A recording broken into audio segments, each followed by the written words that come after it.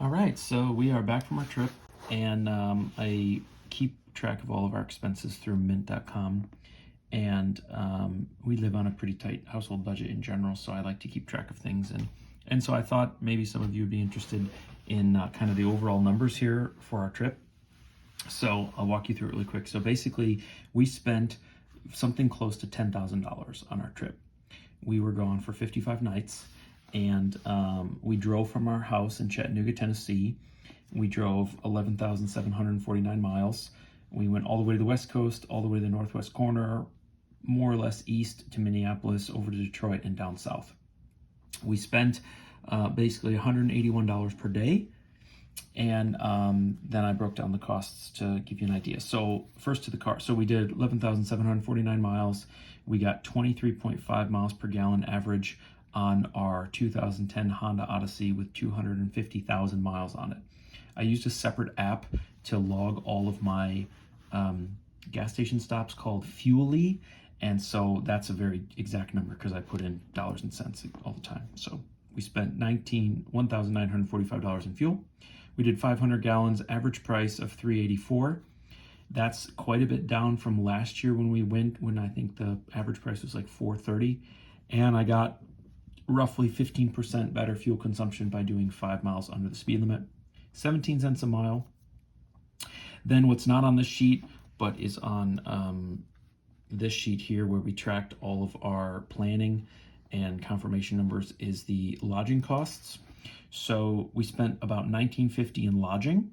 Now, some of our lodging included attractions, like in Oklahoma, the Tiger Safari Zoo, where it was like $460 for that night, but that included all of these special VIP tours where you got to feed zebras and wallabies and kangaroos and stuff like that. So that's a little bit skewed. And our lodging basically included a bunch of things that are unnecessary. So basically, we stayed one night in a teepee at a place that also had hot springs right out of the ground in Colorado, I think. We stayed in a yurt one night, the safari hut, that's what I was just talking about, at Oklahoma. We slept 2 nights in the car, once because there was a really bad storm coming in and we didn't want to make and break camp and sleep in the storm, and 2, because we tried to drive through to Sequoia from Joshua Tree and we were too tired and couldn't do it. We spent one night in a gift shop when there was a storm in South Dakota and we broke in. We spent one night in a hotel the following night because all of our stuff was soaking wet. And we spent 4 nights with family in Michigan. If you were to take out a lot of these special nights and just do tent camping, we averaged $22 per night. So there's a considerable amount of savings if you were to do that. And that's up to you. We occasionally wanted something nicer than a tent, and our kids were really excited about things like yurts and teepees, so we went for that. We went through 25 US states and we visited 20 national parks and 1 national monument. Okay, so basically, I already told you fuel. Groceries ended up at about $25.84.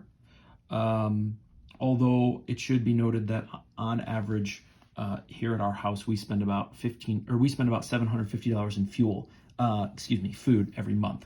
So we normally, if we just stayed here at the house, we would have had about $1,500 in grocery costs. So that means it was only an extra $1,000 to be traveling. And so that's gross. So this is basically what happened last year. We basically spent $1,500 in fuel, $1,500 in groceries, $1,500 in lodging, and $1,500 in like other stuff. And that's more or less the basically 25% 4 times is what happened this time as well, roughly. The fun category was a little higher. I didn't bother breaking this up into more detail. So in the fun category, we have something like $400 in restaurant and Jimmy John's and things like that. We also ate at IKEA several times, and with some of the bad weather we had, we got stuck where we couldn't really cook. Also in fun is probably $100 in firewood, $100 in ice.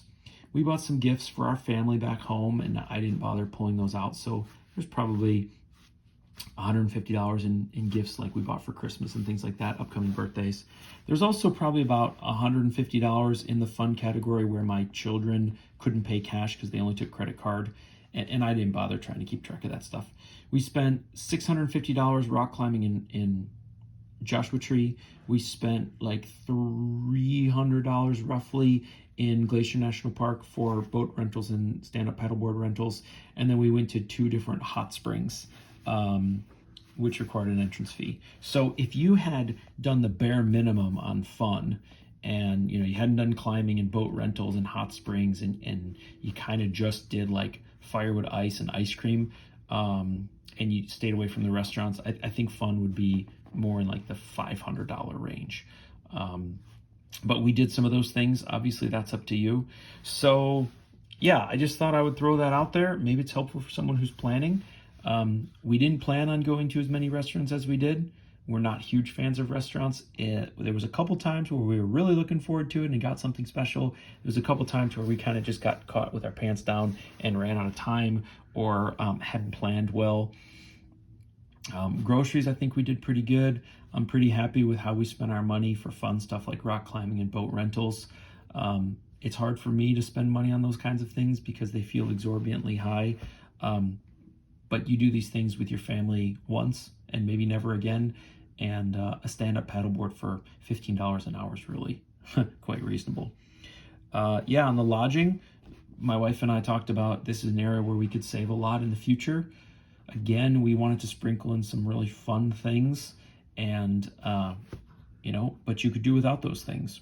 So I think fuel is basically non-negotiable. Groceries is more or less non-negotiable, and lodging could have gotten down to $22 a night times about 50 nights.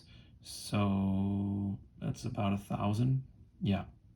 So you could probably do a trip like this for about $6,000 instead of what we spent, which is closer to 10.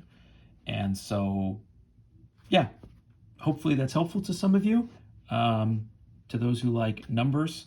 And that's a real, unfiltered, unpolished, not exactly what we expected to spend summary of the trip. And I hope you enjoy your time in the national parks, and I hope this helps you plan a little bit better. Take care.